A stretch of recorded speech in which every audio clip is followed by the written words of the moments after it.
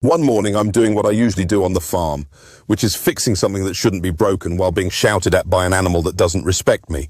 Then a courier turns up, not a normal one.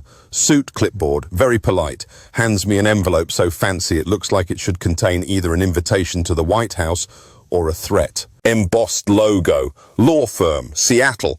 And I'm thinking, here we go. Another corporate letter telling me how important I am to their brand while asking me to shut up. So I open it and I start laughing because inside is an offer to buy my farm, not rent it, not partner, buy it for £50 million. Now let's be clear, Diddley Squat is a nice farm, but it is not a £50 million farm. It's muddy. It leaks. It's full of sheep that actively dislike me. 50 million is not a valuation, it's a bribe. And that's when I stop laughing, because this wasn't from some random investor. This wasn't a hedge fund manager who'd lost his way driving to Oxford. This was from Bill Gates. Yes, that Bill Gates, the Microsoft one, the private jet one. The man who thinks sustainable agriculture means owning more land than most countries. And he wanted my farm. I read the letter again and again, perfectly polite, perfectly legal, and absolutely chilling. Because this wasn't really about money. When someone offers you 3 times what something is worth, they're not asking, they're testing whether you're for sale. So I wrote my response. 2 words, absolutely not, sent it back the same day. And that's the moment everything changed. Because here's something you need to understand about very rich people. They are not used to hearing no. They hear negotiations. They hear delays. They hear, let's talk. But no drives them mad. And once I said it, I realized this wasn't a single offer. It was the end of a long process I hadn't even noticed was happening.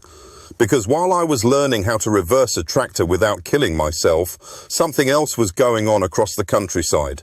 Land was being bought. Quietly, systematically, not by farmers, by companies, shell companies, trusts, investment vehicles with names so boring you'd fall asleep before reaching the end. And if you asked who owned them, you'd hit a wall of paperwork. But farmers talk, and every time a farm changed hands around Oxfordshire, the same name kept coming up in whispers, Gates. Not directly, of course, never directly, that would be vulgar.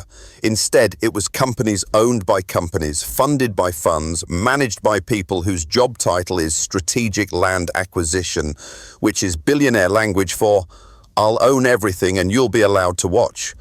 Within a few years, farms started disappearing around me. 1, then another, then 3 more. Until one day, a farm right next to mine went up for sale. I thought about buying it myself, expanding a bit, giving the sheep more room to judge me, but I didn't stand a chance. I was outbid so aggressively it wasn't even funny. The buyer? Another company I'd never heard of. 5 minutes of digging told me everything. Same money, same structure, same source. Suddenly Bill Gates was my neighbor, and that's when the offers really started. First, a polite expression of interest ignored, then 20 million, then 35, then 45, each one bigger, each one clearer. This wasn't enthusiasm, this was pressure. And then came the letter, the one that named him, the one that called it a final offer. And the one that said, very carefully, that if I didn't accept, development around my farm would continue in ways that might affect my operations. That's not a threat, by the way. That's just how lawyers say, you'll regret this. And here's the thing, this isn't about me. I have a TV show, a platform, a column. Most farmers don't. If this is how it works when the owner is loud and visible, imagine how it works when no one's watching. So before we go any further, do me a favor, like the video, subscribe, not because it helps me, but because this story isn't rare. It's just the first time you're hearing it said out loud, because once land stops being something you farm and starts being something you consolidate, everything changes. And in the next part, I'll explain how sustainable agriculture became the most dangerous phrase in the countryside. After the big offer came the explanation. Because with very rich people, money is never enough on its own. They always need a story to go with it. So this time the letter was longer, much longer, full of phrases that look nice on a PowerPoint slide and mean absolutely nothing in real life. Strategic consolidation, optimizing land use, sustainable agricultural development. Now, let me translate that into English you actually understand. It means bigger fields, fewer people, more machines, more sheds, more concrete, and a lot less farming. Because what they don't tell you is this. Sustainable doesn't mean small, it doesn't mean local, and it definitely doesn't mean peaceful. It means scale. And scale means industrial farming, huge barns that glow all night, constant traffic, processing facilities, warehouses, noise, light, dust, all perfectly legal, all signed off, all approved by people who don't live anywhere near it. And that's when I realized something important.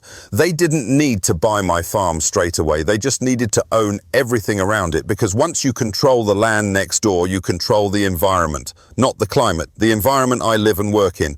Planning applications started appearing, carefully worded, environmentally justified, legally bulletproof, one for a massive equipment storage facility, another for research and development, which is a polite way of saying more buildings, more traffic, more disruption. I objected, of course. So did the council. But here's how the system works. When you are a billionaire-backed operation, you don't argue. You submit reports, hundreds of pages long, written by consultants who charge more per hour than most farmers make in a week. Everything checked, everything compliant, and every single objection quietly crushed under paperwork. The council said the same thing every time. It's legal. It meets regulations. There's nothing we can do. Construction started almost immediately. Lorries everywhere, engines running all day, lights on all night. The place changed, not because I sold, but because I refused. And then came the complaints, all legal, all dismissed, each one costing time, money, and energy. Death by bureaucracy. This is not a conspiracy, it's a system where scale is rewarded, and small farmers are tolerated only until they're inconvenient. And let me be very clear about something. This is not about Bill Gates as a person. This is about a world where food production is treated like software, something to be optimized, consolidated, and controlled from a distance. But food doesn't work like that. Farms are not factories. Land is not a spreadsheet. And farmers are not line items to be removed for efficiency. Once you turn agriculture into an industrial process owned by a handful of people, you don't get sustainability. You get dependence. And that's when I stopped seeing this as a personal dispute. Because if this can happen to someone with a TV show and a platform, it can happen to anyone. And in the next part, I'll explain why I didn't sell. Not for 50 million, not for 70, and not even for 100. By this point, the numbers had become ridiculous. 60 million, 70, then 100. 100 million pounds for a farm worth maybe 15 on a good day if the sheep behaved themselves.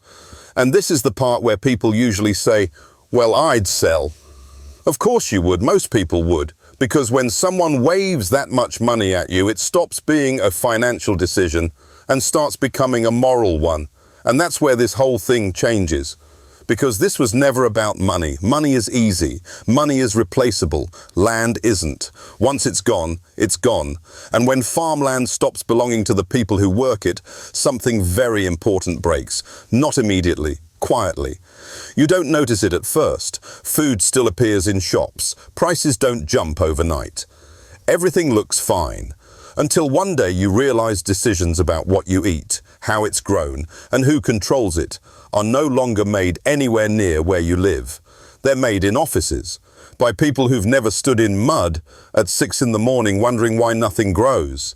That's why I didn't sell. Not because I'm noble, not because I'm brave, but because once you accept that land is just another asset, you accept that everything else is too. And then came the final letter. Handwritten. Personal. 100 million pounds. Promises about preserving the character of the farm, jobs for locals, care for the land, all very touching. I framed it, put it up in the pub, with a simple caption underneath, when billionaires think everything has a price. And below that, my answer, still no, because if I sold, I wouldn't just be selling a farm. I'd be telling every other farmer in the country that resistance is pointless, that eventually the money always wins. And that's simply not true. Money is powerful, but it only works if you let it. What really unsettled them wasn't my refusal. It was that I made it public. I wrote about it, I filmed it, I talked about it. And suddenly farmers started coming forward, stories from all over the country, offers, pressure, shell companies, legal letters, different names, same playbook. And that's when Parliament started paying attention. Questions were asked, debates happened, not because they love farmers, but because the public finally noticed. Foreign ownership of farmland, corporate control of food supply, consolidation dressed up as sustainability. These are not fringe issues. They are about power, who holds it and who doesn't. Today, nothing is resolved. The buildings are still there. The pressure hasn't stopped. The system hasn't changed. But something important did. It's no longer quiet. This isn't a private negotiation behind closed doors anymore. It's a conversation happening in pubs, kitchens and fields across the country. And that matters. Because once people start talking, systems get nervous. I'm still farming, still dealing with mud, still being ignored by sheep. And the offers? They stopped. Not because they ran out of money, but because they ran out of silence. So no, this isn't a story about a TV presenter versus a billionaire. It's about whether we accept a future where land, food and farming are controlled by people who never have to live with the consequences. I'm not anti-innovation, I'm anti-monopoly. There's a difference. Some things aren't for sale, not for 100 million, not for 1 billion. And if that sounds stubborn, good, because sometimes stubborn is the only thing standing between ordinary people and systems that think they can buy everything. Welcome to Diddly Squat, still farming, still independent, still not for sale.